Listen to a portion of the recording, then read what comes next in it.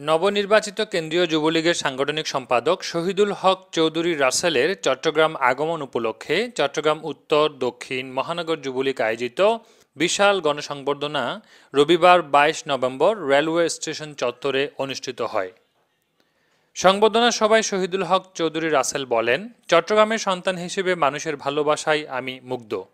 যুবলীগ আগামী দিনের মাননীয় প্রধানমন্ত্রী জননেত্রী শেখ হাসিনার স্বপ্ন পূরণে অগ্রণী ভূমিকা পালন করবে।